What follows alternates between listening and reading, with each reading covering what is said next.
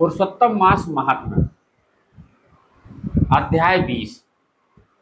सूत जी बोले, हे विप्रो, नारायण के मुख से राजा दृढ़धनवा के पूर्व जन्म का वृतांत श्रवण कर अत्यंत तृप्त न होने के कारण नारद मुनि ने श्री नारायण से पूछा। नारद जी बोले, हे तपोधन महाराज, दृढ़धनवा ने मुनिश्रेष्ठ वाल्मीकि जी से क्या कहा, सो विस्तार सहित विनीत मुझको कहिए। नारायण बोले, हे नारद, सुनिए। राजा दृढ़धनवा ने महाप्राज्ञ मुनि श्रेष्ठ वाल्मीकि मुनि की प्रार्थना कर जो कुछ कहा सो मैं कहूंगा। दृढ़धनवा बोला, मोक्ष की इच्छा करने वाले लोगों से पुरुषोत्तम मास का सेवन किस प्रकार किया जाए, क्या दान दिया जाए और इसकी विधि क्या है, यह सब संपूर्ण लोक के कल्याण के लिए मुझसे कहिए, क्योंकि आपके समान महात्मा संसार के हित के लिए ही पृथ्वी पर भ्रमण करते हैं। यह पुरुषोत्तम मास स्वयं साक्षात पुरुषोत्तम भगवान है। उस पुरुषोत्तम मास के सेवन से महान पुण्य होता है। यह बात मैंने आपके मुख से भली भांति सुनी है। मैंने पूर्व जन्म में सुदेव नामक ब्राह्मण श्रेष्ठ होकर विधि से पुरुषोत्तम मास का सेवन किया, जिसके प्रताप से मेरा मृत पुत्र उठ खड़ा हो गया। हे ब्राह्मण, पुत्र शोक के कारण निरंतर निराहारी मेरा यह पुरुषोत्तम मास बिना जाने ही बीत गया। अज्ञान से हुए पुरुषोत्तम मास का ऐसा फल हुआ कि मृत्यु को प्राप्त भी सुखदेव उठ खड़ा हो गया। हरि भगवान के कहने पर इस अनुभूत पुरुषोत्तम मास का सेवन किया। हे तपोधन, मुझे इस जन्म में वह सब विस्मृत हो गया, इसलिए इस पुरुषोत्तम मास का पूजन विधान विस्तार पूर्वक मुझसे फिर कहिए। वाल्मीकि जी बोले, ब्रह्म मुहूर्त में उठकर परब्रह्म का चिंतन करें, उसके बाद बड़े पात्र में जल लेकर नैऋत्य दिशा में जाएं। पुरुषोत्तम मास को सेवन करने वाले शौच के लिए ग्राम से बहुत दूर जाए। दिन में तथा संध्या में कान पर जनेऊ को रखकर और उत्तर मुख होकर पृथ्वी को तृण से आच्छादित कर वस्त्र से सिर बांध कर और मुख को बंद कर अर्थात मौन होकर रहे, ना थूके और न सांस लें। इस तरह मल मूत्र का त्याग करें और यदि रात्रि हो तो दक्षिण मुख होकर मलमूत्र का त्याग करें और भूतेंद्रिय को पकड़कर उठें। शुद्ध मिट्टी को लें। आलस्य छोड़कर दुर्गंध दूर करने के लिए मृतिका से शुद्धि करें। लिंग में 1 बार, गुदा में 5 बार, बाएं हाथ में 3 बार, दोनों हाथों में 10 बार मिट्टी लगावें, दोनों पैरों में 14 बार लगावें। यह गृहस्थाश्रमी को शौच कहा है। इस तरह शौच कर मिट्टी और जल से पैर और हाथ धोकर दूसरा कार्य करें। तीर्थ में शौच ना करें। तीर्थ से जल निकालकर शौच करें।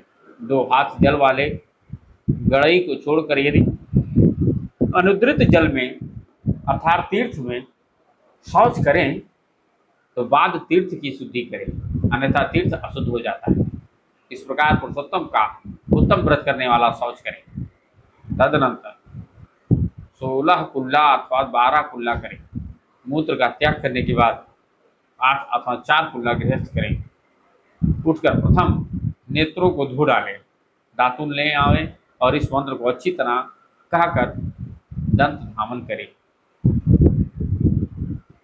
हे वनस्पति आयु बलयस अर्च प्रज्ञा पशुवसु ब्रह्मज्ञानम और मेधा को मेरे लिए दो। अपामार्ग अथवा बैर की 12 अंगुल की छेद रहित दातुन कानी अंगुली के समान छोटी हो, जिसके पर्व के आधे भाग में कूची बनी हुई हो, उस दातुन से मुख शुद्धि करें। रविवार के दिन काष्ठ से दातुन करना मना किया है, इसलिए 12 कुल्ला से मुख शुद्धि करें। आचमन कर अच्छी तरह प्रातः काल में स्नान करें। स्नान के बाद उसी समय तीर्थ के देवताओं को तर्पण के द्वारा जल देवें और समुद्र में मिली हुई नदी में स्नान करना उत्तम कहा। बावली, कूप, तालाब में स्नान करना विद्वानों ने मध्यम कहा है और गृहस्थ को गृह में स्नान करना सामान्य कहा। स्नान के बाद शुद्ध और शुक्ल ऐसे दो वस्त्रों को धारण करें। ब्राह्मण कंधे पर रखे जाने वाले उत्तरीय वस्त्र को सावधानी के साथ हमेशा धारण करें। पवित्र स्नान में पूर्व मुख अथवा उत्तर मुख होकर बैठें और शिखा बांध कर दोनों जांघों के अंदर हाथों को रखें। कुश की पवित्री हाथ में धारण कर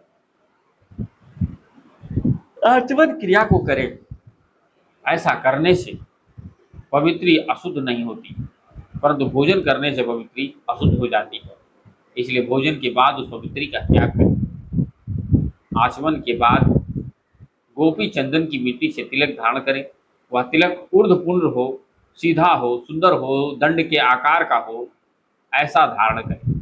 ऊर्ध्वपुंड हो अथवा त्रिपुंड हो, उसके मध्य में छिद्र बनावें। ऊर्ध्वपुंड में लक्ष्मी के साथ हरि भगवान स्वयं निवास करते हैं। त्रिपुंड में पार्वती सहित साक्षात शंकर भगवान सर्वदा वास करते हैं। बिना छिद्र का पुंड कुत्ते के पैर के समान, विद्वान ने कहा।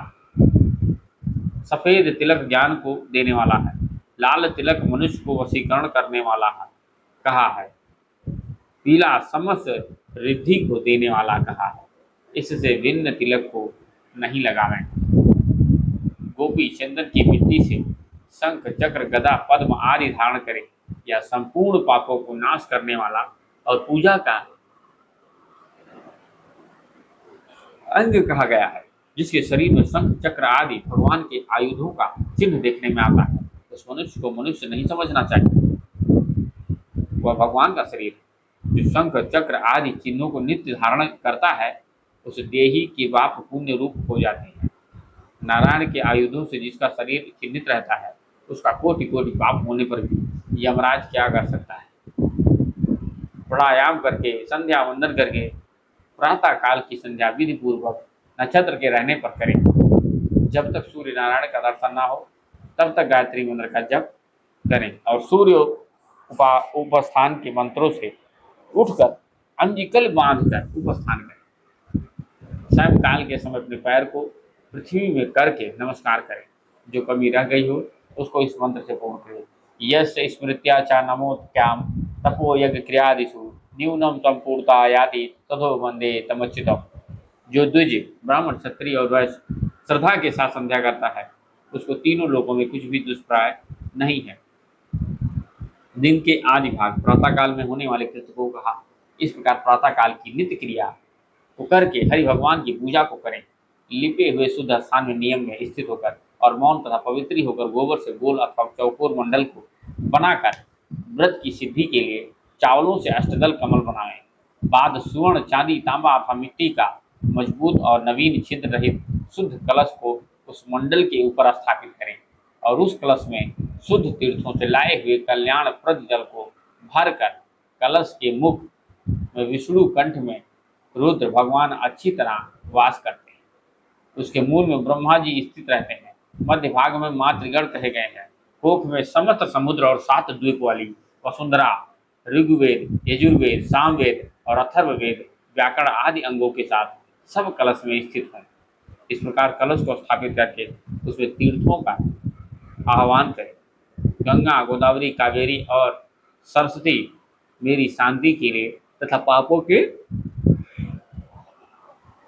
नाश करने के हेतु आमें।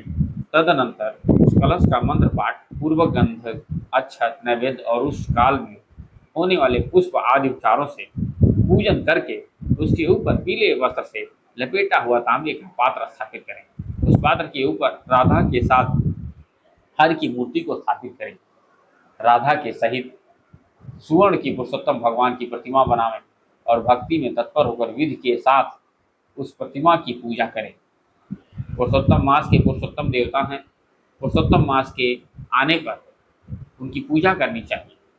जो इस संसार सागर में डूबे हुए को वारता है, उसकी इस लोक में भी मृत्यु धर्म वाला कौन मनुष्य पूजा नहीं करता है। ग्राम फिर मिलते हैं, धन फिर मिलता है, पुत्र फिर मिलते हैं, गृह फिर मिलता है, शुभ अशुभ कर्म फिर मिलते हैं, परंतु शरीर फिर नहीं मिलता है। उस शरीर की रक्षा धर्म के लिए और धर्म की रक्षा ज्ञान के लिए हुआ करती है और ज्ञान से मोक्ष सुलभ हुआ करता है। इसलिए धर्म को करना चाहिए। देह रूप वृक्ष का फल सनातन धर्म कहा गया है। जो शरीर धर्म से रहित है वह बांझ वृक्ष के समान निष्फल है। सहायता के लिए माता कही गई है, न स्त्री पुत्र आदि कहे गए हैं, तथा न पिता न सहोदर भाई न धन कहे गए हैं। केवल धर्म ही उसका प्रधान कारण कहा गया है। वृद्धावस्था सिंहिनी के समान भय देने वाली है और रोग शत्रु के समान पीड़ा देने वाले हैं। फूटे हुए बर्तन से जल गिरने के समान आयु प्रति क्षीण होती रहती है। जल के तरंग के समान चंचल लक्ष्मी, पुष्प के समान क्षण मात्र में मुरझाने वाली युवावस्था, स्वप्न के राज्य सुख के समान संसार के विषय सुख प्रवृत्ति सब निरर्थक है। धन चंचल है, चित्त चंचल है और संसार में होने वाला सुख चंचल है। ऐसा जानकर संसार से विरक्त होकर धर्म के साधन में तत्पर होएं। जैसे सर्प से आधा देह निकल जाने पर भी मेढक मक्खी को खाने की इच्छा करता ही रहता है, उसी प्रकार काल से ग्रसा हुआ जीव दूसरे को पीड़ा देने में तथा दूसरे का धन अपहरण करने में प्रेम करता है। मृत्यु से ग्रस्त वायु वाले पुरुष को सुख क्या हर्ष करता है। वध के लिए वध स्थान को पहुंचाए जाने वाले पशु के समान सब सुख व्यर्थ है। जब धर्म करने के लिए चित्त होता है तो उस समय धन का मिलना सुलभ नहीं होता है। जब धन होता है तो उस समय चित्त धर्म करने के लिए उत्सुक नहीं होता है। और जब चित्त और धन दोनों होते हैं तो उस समय संपात नहीं मिलते हैं। इसलिए चित्त वित्त सत्पात्र इन तीनों का जिस समय संबंध हो जाए उसी समय बिना विचार किए ही जो धर्म को करता है वही बुद्धिमान कहा गया है। अधिक धन के व्यय से होने वाले हजारों धर्म पुरुषोत्तम मास में थोड़े धन से महान धर्म होता है। स्नान दान और कथा में विष्णु भगवान का स्मरण करना इतना भी उत्तम धर्म यदि किया जाए तो वह महान भय से रक्षा करता है। जिस प्रकार गंगा ही तीर्थ है, कामदो ही धनुधारी है, विद्या ही धन है और गुण ही रूप है, उसी तरह संपूर्ण महीनों में उत्तम पुरुषोत्तम मास साक्षात पुरुषोत्तम ही है। यद्यपि यह पुरुषोत्तम मास प्रथम तमस्कार्यों में तथा अज्ञों में अत्यंत निम्न तथा भगवान के प्रसाद से पृथ्वी में साक्षात भगवान के नाम से प्रसिद्ध हुआ है। जिस प्रकार हाथी के पैर में सब प्राणियों के पैर लीन हो जाते हैं, उसी तरह समस्त धर्म और कला समस्त पुरुषोत्तम में विलीन हो जाते हैं। इस प्रकार और नदियों की तुलना गंगा के समान नहीं की जा सकती।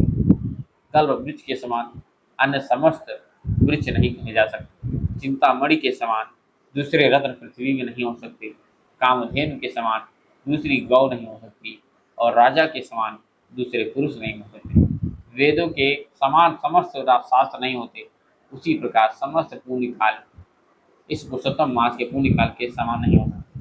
पुरुषोत्तम मास के देवता पुरुषोत्तम भगवान, इसलिए भक्ति और श्रद्धा से पुरुषोत्तम भगवान की पूजा करनी चाहिए। शास्त्र को जानने वाला कुशल शुद्ध वैष्णव सत्यवादी और विप्र आचार्य को बुलाकर उसके द्वारा पुरुषोत्तम की पूजा करें। अंतःकरण में होने वाले मोह, काम, क्रोध, लाभ, मद, मत्सर आदि रूप बड़ी बड़ी मछलियों से पूर्ण अत्यंत गंभीर वेग वाले इस संसार रूप सागर को पार करने की इच्छा करता है, वह इस भारतवर्ष में आदि देवता पुरुषोत्तम भगवान का अच्छी तरह पूजन करे। इस श्री विवरण प्रकार से श्री पुरुषोत्तम मास का 20वां अध्याय समाप्त। जय जय श्री हरि।